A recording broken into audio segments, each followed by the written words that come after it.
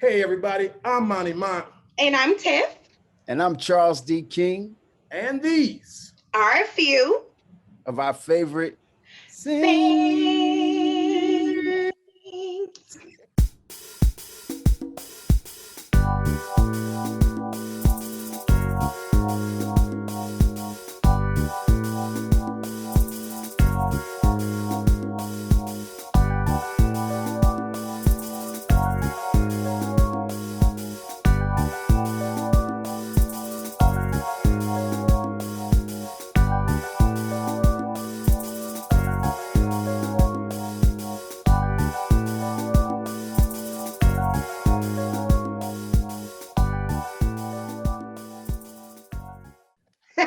Bravo, well done, well done.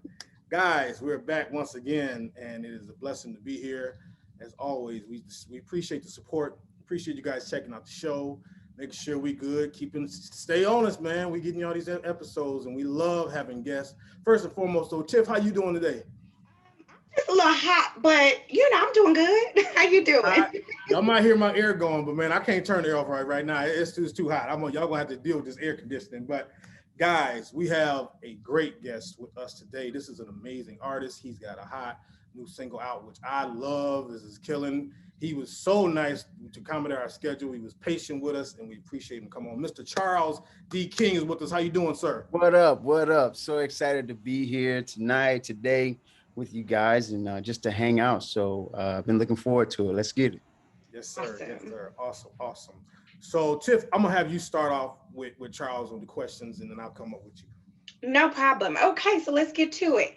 Charles, listen, when did you start singing? And when did you know that you could sing as opposed to just sing? Because there is a difference. There is a difference between singing and singing. Okay? Yes. Man, I grew up around music. You know, my parents were young when I was born, and meaning like high school. So they were both in the marching band and also in the choir.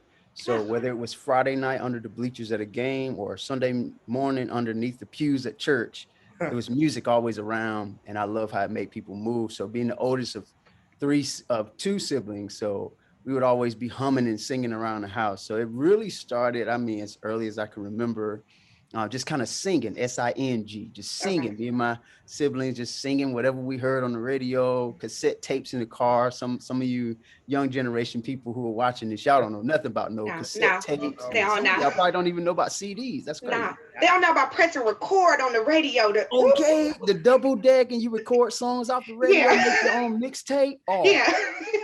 The CD books in the car. The multi-CD in the trunk. Yes, sir. Yeah.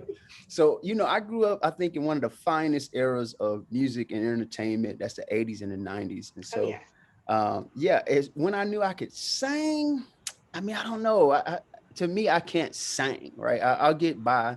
My strength is writing and musical composition. So I kind of stay in my lane. But my sister and my brother, they sang. You know what I mean? I sing. Yeah. Nice. Okay, all right. So then, let's get to that 80s, that 90s, that sound. Who were some of your musical influences, and then what are some of your favorite songs? Dope. Okay, so I have a wide range of musical inspirations because my dad, like I said, they were in marching bands, so they listen to gospel music with a little bump to it. So during that time, you had like the Winans and Commission and Sounds of Blackness and so many other things like that, where it was some crossover elements in their music, a little bit what they would call contemporary at that time. Yes. And obviously like the Kurt Franklins came along later and all that. So for me, those are kind of like my stronger influences. And some of my favorite songs, Sounds of Blackness, Optimistic.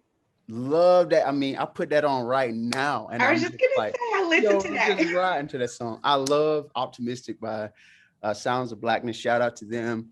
Some of the gospel side, the Winans brothers, they got this song where they did a collaboration with producer Teddy Riley, and it's called Time. It's time to make a change, that kind of deal. And then I give you one more, like Dietrich Hatton had a song called Chainbreaker that came out like maybe when I was in middle school. This is like getting into the 2000s now. So yeah, those are some of my favorite songs. Nice. Okay, so I read that you consider yourself not the typical worship leader.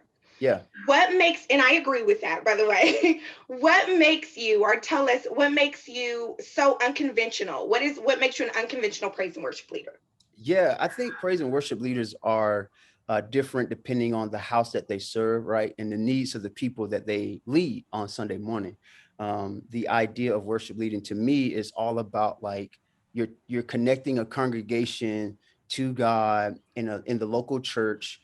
Nowadays, worship leader has been kind of mixed in with artists, and I think there's a difference, and we have to be really intentional and careful not to misinterpret a lead singer as a worship leader or an artist as a worship leader. For me, I get to graciously walk both worlds.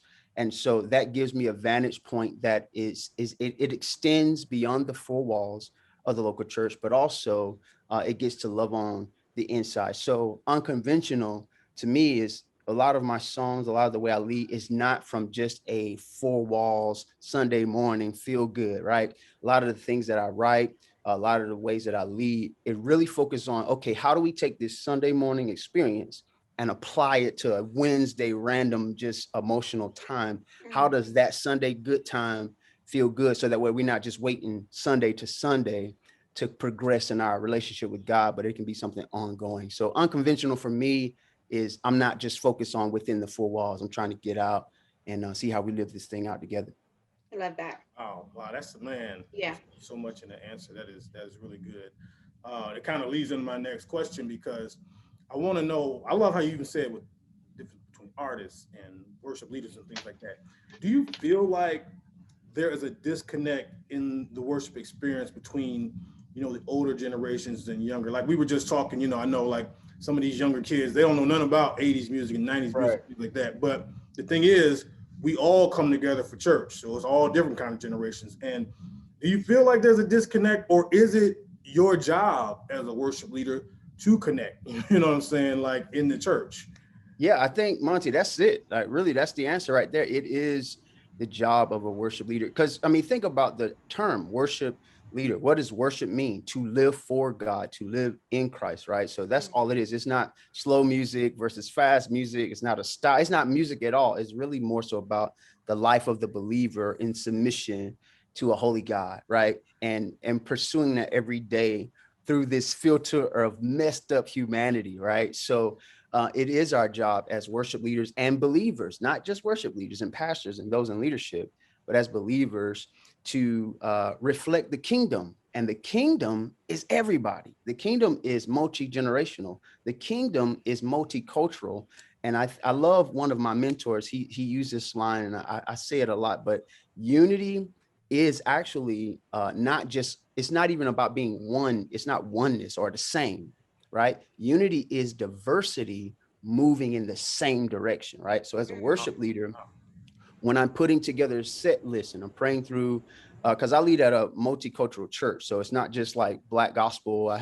There's older white people, there's Hispanic folks, and so like if I just put a song set list together that's all gospel, I'm gonna make one side of the congregation move, but the other side is gonna be like, Yeah. But as a worship leader, it is my duty to connect. So when I'm approaching that, I'm thinking about how do we connect everybody. So maybe the older people, they may not understand some of the new school, whatever. So we'll sneak in a hymn and do it in a modern way. So that gives us all a bridge to have the same experience with God. And I think it is changing. It is happening. You're seeing just like fashion, all things kind of revolve and come back to full circle. But I love what I'm seeing now in the industry and in music. There's a lot of collaboration going on, a lot of diversity being presented. And I think it's far past time to see that. Yeah. You know what, Tiff, can I ask a follow real quick? Yeah, sure. That's amazing, man, because as like you said, I love how you even said worship leader. And like with my church, it's primarily Black church. Sure. But what I've tried to do is incorporate some new styles because I don't want them to just be in just gospel, because I'm like, man, if you really open your ears, there's some really good, I felt like Israel Houghton was a good bridge for that, because Oh man, he's another one of my influences. Yeah, it was before Israel, it was a lot of black churches hadn't heard no acoustic guitar, you know what I'm saying? And he opened that up, and then I couldn't take him right to Chris Tomlin. I had to have a bridge. Right. That's a jump right there. Yeah. That's a jump. Baby steps. Yeah. And it's like, if you're a worship leader or MD, know your congregation, but like Charles kind of said, you can still put some things in that can kind of even draw some people in. So I don't ever want, I feel like, for our music ministry to be put in a box where y'all do is just, John B. Key clap. Nothing wrong with it. But yeah, I love the diversity. Right. I came up like you in a diverse group, so I really feel it's important. I really love that answer. So yeah, I think too, like it's also a part of the worship leader's job. We define the culture of the church. To be honest, like most people come to church for the top 3 reasons. 1 is the music. 2 is if the message is good, and 3 is if the children's ministry is great. Right? Those are things that are the highest request of people when they're going to look for a new church. So as worship leaders, we get to kind of define the culture and cast vision of the sound, the look, the age group we're attracting, and whatever. It's like when I worked in retail management in college, your mannequins in the, and I hate to use this analogy because we're not mannequins, but what you put on display is what draws people in, right? So it's important for us to be conscious of the culture we're creating in worship. That's amazing. Charles, what was your inspiration for this single?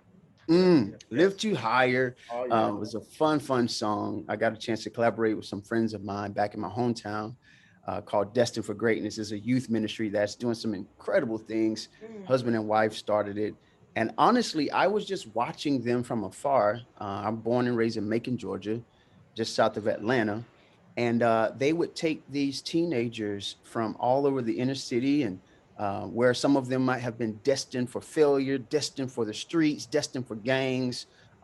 They've put together something that gives them an outlet in creative arts to give them something that'll change their lives, so where they're now destined for greatness. And so I just wanted to do something with them where we were just giving God praise together. It was really inspired by the scripture, the Psalms, oh, magnify the Lord with me. Let us exalt his name together, or lift his name together. And it was one of those things. I was just driving down the interstate, just, we are gonna lift you higher. And I'm just singing. So I started doing my voice memo, and then we started making this song. And I went on tour the top of last year, from January 1st all the way to March 6th. And we did a finale concert in my hometown.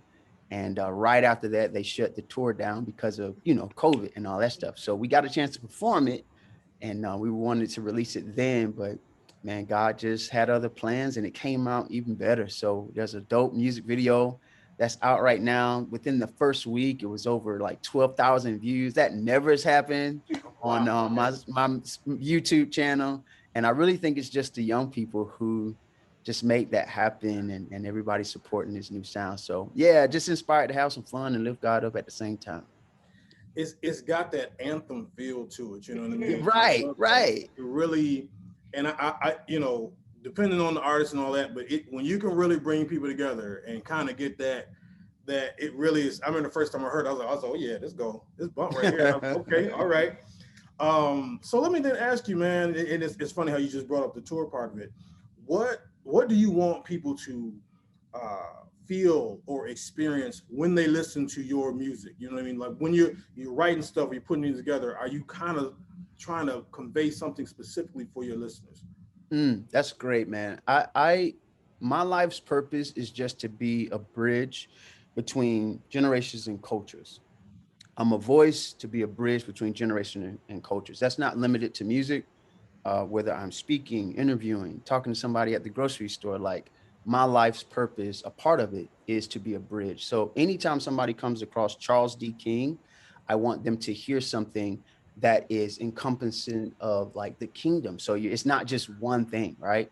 If I am singing or writing a more worshipful formatted song, you'll hear elements of all things like generational and all that kind of stuff. So I just want people to have hope, joy, and to be, uplifted and encouraged, but also to hear something that they can relate to that may not fit in the context of a Sunday morning. Like you might not sing this when doing your, Sunday morning worship set, but if you put this on, like the music I was talking about, I was inspired by the Winans and, Commission and all these Kirk Franklin. Some of those songs you probably won't sing during your praise and worship set, but those are ministry songs that you can, ride to, work out to, that had like a little beat to it. And I think it's okay. Everybody don't have to be deep and spiritual. And how many metaphors can I say to prove how deep I got a relationship with God? Like that's nonsense. You know what I mean? Like music is great. It's made by God.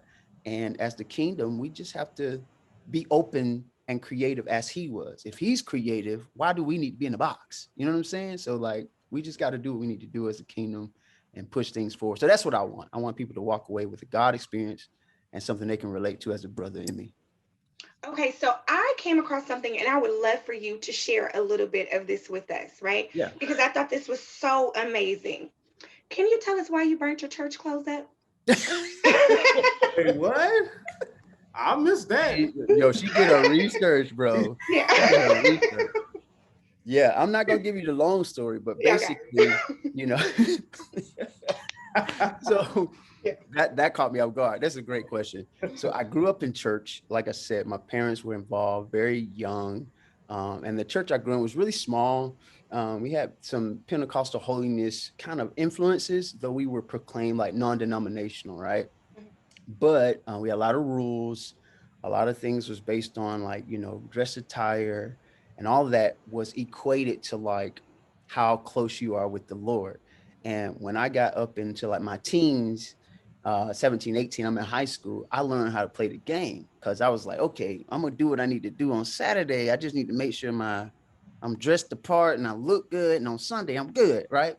Well, a few years of that just got me in a place when I really needed God. And I was hungry for something. I was going to church and leaving worse than what I felt coming in. I was going and I felt like God wasn't hearing my prayers, or everybody was having this experience, and I'm playing and I'm singing and everybody's shouting and all this stuff, but I'm feeling like left out, right? So it put me in a tailspin of depression. And in that, everything that I had learned, all the games that I played did not work. I don't care what religious act I tried giving and offering. I tried praying hard. I tried fasting. I tried all these things just to try to perform for God, right? And God isn't looking at the outward appearance. He's not looking at what we do. He's looking at the heart of God, of what we have toward him. And that's what I was missing. And it was when I was sitting in an apartment I had just got for myself. I thought I was being grown, Tiffany. And I got my own apartment and the lights are cut off and, everything is falling apart. Yeah. And there was no music. There was no preacher. There was no hooping, no shout, no dance. It was just me in the dark with a candle and God. And that's when he came and met with me. And so, long story short, when I was in my sin, I figured I'd play the game. I put on some dress clothes. I was suited up and I came back to church and they wanted to put me back in position. I was just like, y'all just don't know. I just left old girl's house this morning. You know what I'm saying? Yeah. But you're looking at how I'm dressed, you thinking I'm right. So right then and there, I knew like, okay, this ain't about nothing. So this time around, when I worship the attire, when I worship the denomination, when I worship the pastor, and I worship all the things that were not directly connected with a relationship with God, Yes. I had to pile all those clothes up, set it on fire as a symbol of like, I'm done. I had robes and clergy collars and all kinds of stuff, but I was a mess and still is a mess. You know what I'm saying? But from a vantage point now, I won't, it's Galatians chapter 1, I won't be entangled again from the things that had me bound before. Like a lot of things I may still be learning day-to-day life, but that right there, playing the game, like dressing just because I want somebody to think I'm holy. Yeah. My G, I'm good. I'm good on that. So yeah, I set my clothes on fire. That's a great question. Wow. You know what? Because I thought that was so amazing, and there were so many people that could relate to that, right? Especially PKs, and myself included. I'm a PK, so we know how to look the part, dress the part, you know, and sit on the front row like we went to Jerusalem High School. So so I think that was amazing, and I just really wanted people to hear that. I really did. Yeah, that was I'm deep. sorry, like you said that. I'm seeing like the Letterman jackets and everything. I got a whole skit in my head right now. Oh, Jerusalem That marching High, band yeah. be lit, boy. That's dope. Oh, yeah. That's great. Man, Class of '99. Okay. Okay, so guys, oh wait, I'm sorry, we got one more question, and then guys, we're gonna take a quick break, and we're gonna play a little game with Charles. Let's get it. Lastly, so Charles, who's the dream collab, man? Like who's the dream collaboration with? You got a person in mind that, man. I gotta pick one. Yo, oh no, go ahead, pick a couple if you got them. Dream team. Give us the dream team. Dream team. You know, man, that's tough because I'm inspired by so many different people. It's easy to you know, want to work with some of my friends and people that are in the industry now that I love. Like I love what people like Maverick City and they're doing. Travis Green, Jonathan is an incredible. Jonathan McReynolds, incredible writer, incredible singer. Like he sang, like that dude sang. But for me, I'm gonna throw it back a little bit. Like some of my dream, like Israel Houghton is one because he taught me praise and worship can be cool from a Black dude and a guitar. Yeah. So Israel Houghton, probably, I think I was inspired by Dietrich Hatton's willingness to just be like bug the system and be out of the box. Yeah. So I think that would be cool. Man, who else? Kirk Franklin. I think he's an incredible writer, and he would understand my sound. Let me see, females. Who are my ladies? Where are my ladies at? Probably CeCe Winans' voice to me, is just great. And then like I'm gonna go secular too. I'm naming a whole bunch. I'm up here like at the Chipotle line. Just give me a little bit of that. Yeah. Listen, Lenny Kravitz, believe it or not, Lenny Kravitz. I just seen him on something too. That's crazy you said that. Yeah, man, that dude right there, like he's a big time inspiration. Crazy. Yeah. And then people look like he's 25 years old. Like, what's going on with Lenny? Like Lenny on some, he still look like vegan, man. It's that vegan life, bro. That raw vegetable and fruit. Like homeboy got his own farm. See, okay, like, here we go. He clean living. Oh, he's turning back the clock, bro. Well, you say that Black don't crack, but he light skinned, so yeah, man, Lenny. And I mean, you know, obviously other people that are no longer with us, like the Prince and the Michael Jacksons of the world. But yeah, I mean, just anybody who's willing to be different and outside of the box, I'm with it, you know. Yeah, nice. Guys, we're gonna take a quick break. We got another episode of This or That. We're gonna play with Charles. We have not prepped him for the questions. Tiff don't even know the questions. I'm giving the questions. We're gonna be right back after this. Stay with us.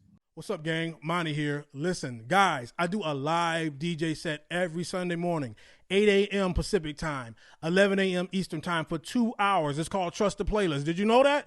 Yes, I'm here. I'll be doing it here. Look, I got my toys. All my stuff with me is great, but here's the problem. I've been going live on IG and Facebook, but I've been having some issues. I want to go live on YouTube. YouTube says I need 1,000 subscribers, so I need your help. Subscribe to Mighty Sharp Network, okay? You do that, man, you will get me on Trust the Playlist doing my DJ set. Plus, you also get our favorite sings and Shareholders Podcast and Taste Buds and any other stuff we do, all on that one thing. The first 100 people that subscribe, you get a free hug. Not from me, but from a designated hugger, void where prohibited, okay? But listen, man, it's going to be great. I need your help, though. Subscribe. Tell your friends, family, people that you don't like. Let them know, man. It's going down on Sundays. Trust the Playlist. All right? Appreciate it. Stay sharp. Be blessed. Guys, we are back with Charles D. King, man. We've had a great conversation. I mean, it has been outstanding. I hope you're being blessed by this. I mean, we enjoy talking to the artists, but like I say always, Charles, and I'm gonna let him plug at the end, but he has got some great music. Please support the people that come on this show, man, because they're really working hard for the kingdom. So it's this or that time. I don't feel I'm as good as Tiff at this, but she did a couple of them, so I'm gonna give her a break. This is This or That Summer Edition. It's hot already. Here comes summer.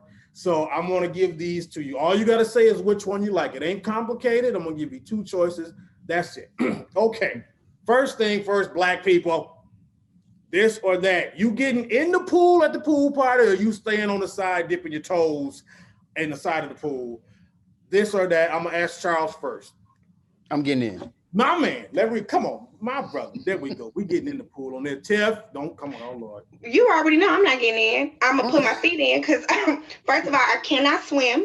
You know, judge me if you want to. I cannot swim. I'm gonna be fully dressed though in my sanctified swimsuits, and I'm gonna be sitting by the pool, and I'm gonna dip my toe in. And I don't know how my hair gonna be. I don't know what wig I'm gonna have on. I'm not getting in. No. Okay. No. Fair enough. Fair enough. She had a whole list of reasons. Right, she did right. She didn't. Okay. All right. This or that. Summertime staple, we going hot dog or hamburger. This or that. Tiff, what you got? I'm gonna do hamburger. We'll do hamburger. Okay. Yeah. Hamburger. Charles, hamburger or hot dog? I'm going with the hamburger too, man. Hamburger. Yeah. Smart move. I don't really trust hot dogs. Yeah, like what is it? Like it's too much. If you give me like one of them big like Chicago Polish things, the sausages or something like that, but a regular hot dog, I don't trust it. No. Okay, this is a big one. All right. This or that summertime edition. On the road trip with the friends or the family, do you like to be the driver or the navigator or the person in the back trying to tell everybody what to do? I'm definitely driving. You drive. Okay. I'm a driver as well. I'm a driver. Tiff? Auntie, you know the answer to this question. That's right. I don't. What's up? I'm not driving. I'm the DJ. Okay? I'm the DJ. And that's that. I forgot about that. So no. Yeah. Turn left, Charles. That's me. Oh, so okay. You Siri right now. Yeah. Right here. Get off on 76, Charles. That's me. Yeah. Okay. And turn it up.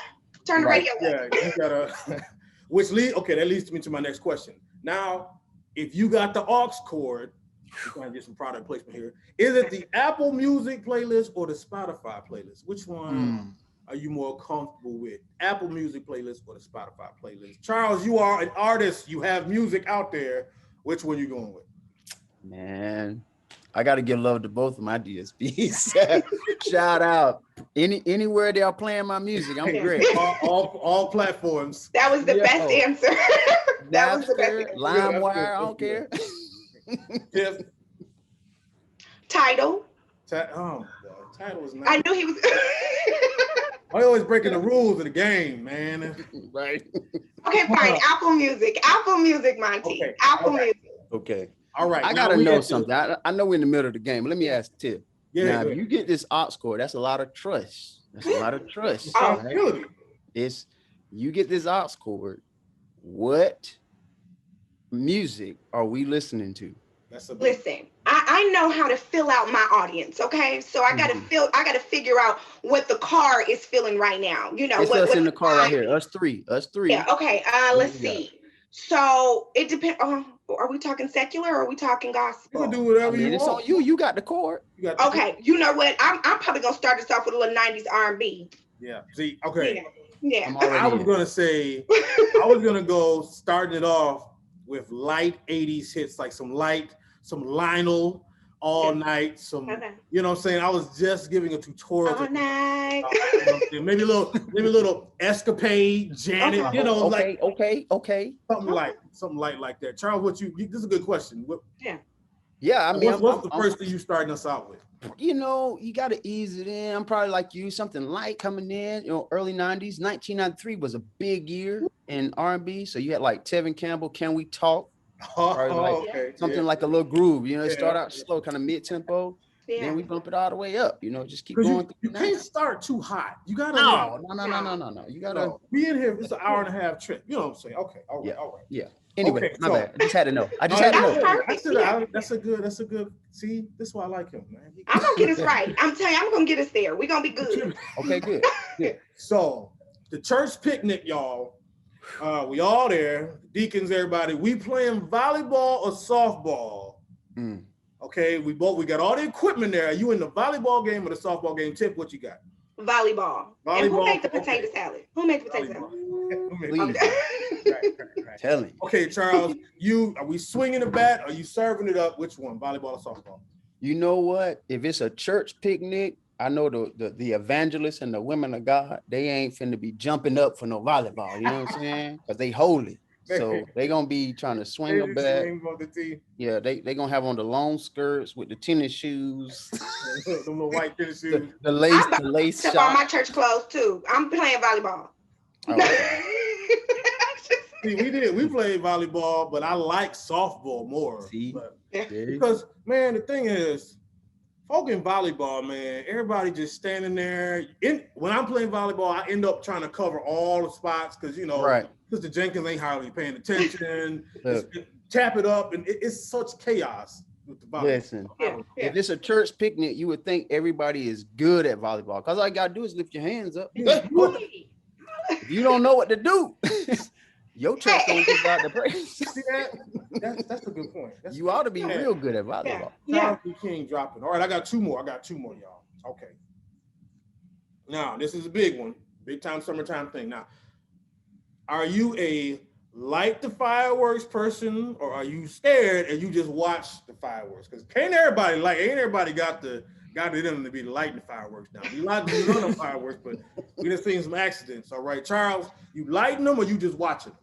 Man, if it's too much responsibility if you're lighting them because then you got to stand there and make sure everything firing off all right.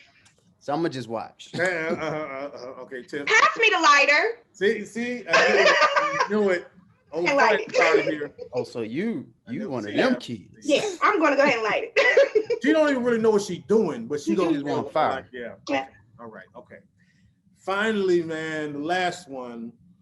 End of the night. We didn't all have fun. We tired. We gonna put on the movie. Mr. 4th of July himself, Will Smith. Are we going Men in Black or Independence Day? You got it. That's only two. You gonna go Men in Black. I mean, Will Smith used to be Mr. Summer box office. We still love Will. True. We going his two biggest blockbusters: Men in Black or Independence Day. Tiff, I'm gonna start with you. Independence Day. Independence Day. Vivica and the aliens. Okay. Charles, what you got? Same. I gotta go the same. It's a classic, man. Okay. All right. Yeah, I think. If it's really close to 4th of July, I got to do Independence Day. You know? Right, it makes sense. Yeah. Welcome to Earth. Yeah, okay, all right. Guys, this has been a great time. We're wrapping up with Charles D. King. But, sir, please let people know where they can find you and your amazing music. Yeah. Hey, I appreciate that. So if you go to anywhere online, just come holler at me on Instagram at Charles King Official. There's a link in my bio that has everything, my YouTube, where you can get music, all kinds of merch and opportunities just to hang out and support. So yeah, come and holler at your boy. Awesome. Nice. Tiff, you got anything else for Charles? Thank you so much for coming on. This has been an amazing interview. We had so much fun. Monty, did you have fun? Yes. Thank y'all. Thank y'all for having me. Yeah. Yes, guys. And he's got the Freedom Pride. He's got an EP. He's got other music. Not just a single, you know what I mean? But he is, it's amazing, man. I love the sound, and man, keep doing good, man. And listen, for real, now don't see when you hit with us. If you come out to Vegas, let us know, man. All right. I'm serious. I'm so serious. I need like time, I'm gonna email y'all my contact. Seriously. For sure. Guys, check us out. Of course, this is a few of our favorite scenes, the podcast on the Mighty Sharp Network. You know where to find us at. Subscribe. We appreciate it, man. Show us a little love. We'll be back next week. So guys, be blessed. Stay sharp. Thank you, Charles. No problem. Thank y'all.